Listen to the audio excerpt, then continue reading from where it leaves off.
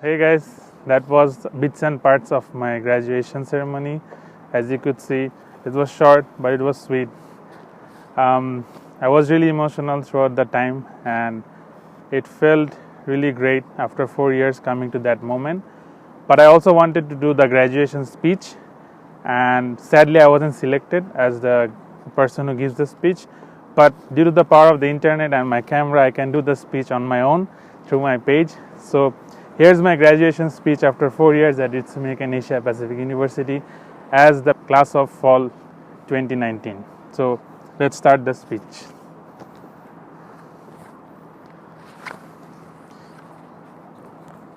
Thank you, Internet, for giving me the opportunity to give my own graduation speech. My speech is going to be a bit long, but please bear with me. Firstly, I would like to thank my parents for all the support they have given me throughout the 4 years. It was tough for them to let me come here. They knew they couldn't financially support me, so sending their kid to go through hardship willingly was tough for them to see. In spite of that, they gave me all the mental support I needed throughout my undergraduate life.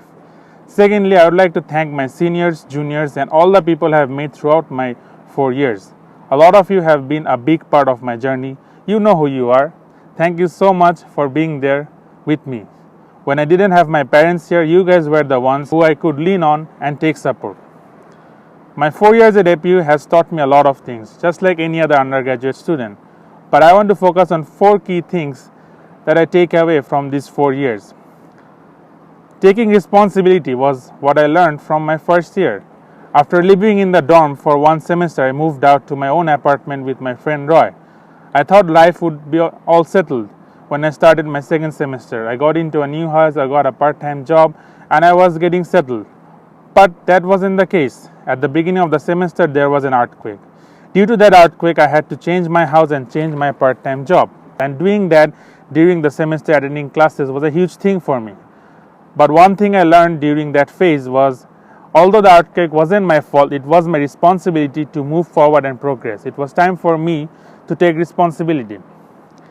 Getting lost to find yourself is what I learned from my second year.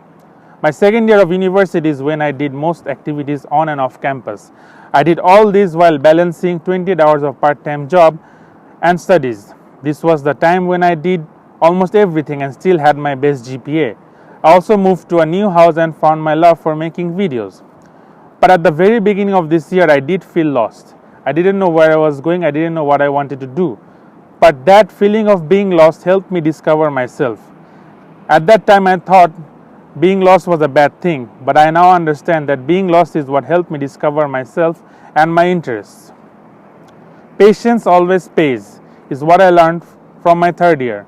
Since my first year, I always applied to scholarships. My plan before coming to AP was to get a scholarship in my first year and then study hard to do activities, because if I had a scholarship, I didn't need to do part-time job. But I kept on getting rejected, one after another. I got rejected multiple times on the first stages. Thrice I was in the finals of a big scholarship but failed. In spite of giving my best interviews, I couldn't pass. I was also failing to save up money. I was falling short on money and couldn't save up much for my tuition fees. And this was during my 5th semester. I badly needed a scholarship, or else I couldn't pay my tuition fees. Thankfully, my patience and hard work paid off, and I got the Unported award in my 5th semester. The timing of the award couldn't have been better, as that helped me to pay my tuition for that year. Had I not gotten that, I would have dropped a semester. That was a gamble of patience itself that I had won. The importance of grit is what I learned from my fourth year. The ability to hang in there even if everything breaks down. That is what happened during my fourth year. I was going through personal problems, financial problems, and health problems throughout my fourth year. It was 4 years in Japan and I hadn't visited my family once. All these factors made it tough for me to continue. Due to my problems, my parents at one point wanted me to quit and go back to Bangladesh to study there. But I couldn't do that, not after coming this far. I kept on working as I could. I didn't find much time for myself, my health, or my videos. I felt that everything was falling apart. But I decided to tackle problems one by one. One senior in Bangladesh who always told me that if you have problems, you should tackle them one by one after another. And that's what I did. For my health problem, I stopped having any kind of sugar and started following a routine. And for the first time in my life, I didn't have a can of Coke for straight 3 months. And this was a big thing for me because I was a guy who used to have a can of Coke with my friend Roy almost every day. And that wasn't a good thing for me. And after changing my routine, a lot of things started to change in my life. That achievement gave me confidence to solve my other problems. Slowly, one by one, my problems started decreasing and started feeling better about myself. I'm still not out of it, but I'm still hanging in there and I feel a lot better. And that's what grit taught me, that you have to hang in there no matter what. Finally, to my juniors who are planning to start university or have already started university, I wanted to share 5 important points that might help you out through your undergrad life. Number 1, don't let others decide your future, not even your parents. It's okay to listen to good criticism, but never fall in the trap of caring more about other people's opinion. It's your life and you need to be in control. And it's a common problem I have seen. I thought it's a problem just in South Asia with India, Pakistan and Bangladesh, but when I came to APU and I met different people from different countries, I saw that it's a big problem in Asia. Parents need to control the lives of their children, and although it's good at some point, but you need to have the freedom to choose your own life and you need to be in control. So take back control of your own life and don't let other people's opinions scare you from taking your decisions. Number 2, university is time to enjoy, make mistakes and discover yourself. Remember that it's okay to be lost. It's okay to not know where you're going. Even if after 4 years you realize that this path is not for you, it's never too late. Move on to a new path. Life is not a game where you have to pass levels one by one with each achievement. That's not how it works, but that's how the system makes us think.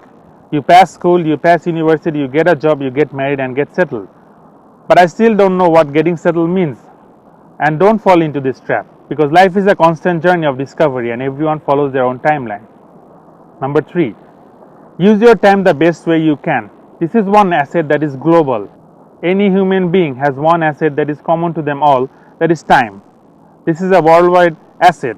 Yes, some may have more time and some may have less time, but you have to make the best use of it. Giving time to things you enjoy never goes in vain. So try to make the best use of the time you have got. Number 4, use the power of the internet. This might be funny, but this is a really interesting thing. I have seen a lot of students complain about their lack of opportunities throughout university life, but the biggest tool was always in front of them, the internet. Use this precious resource to the fullest and you will unlock opportunities that you didn't even know existed. Number 5, finally be mindful of others. This is one quality I take back from Japan. Always think about what impact your actions have on others. Whether it is anything you say, do or think about, think how it impacts others. Never try to have a negative impact on others.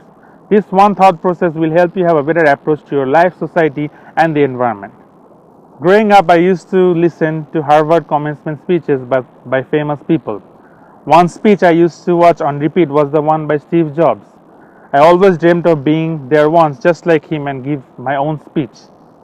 I am no Steve Jobs, nor I am any other famous personality. I am just an ordinary person who did some extraordinary things in my own world. Things that make me my own Steve Jobs and that inspire me to reach higher. Maybe someday I'll be called in to speak at Harvard, maybe I won't. But I'll always keep on doing extraordinary things in my own world, and you should too. Thank you for listening and congratulations to everyone who graduated.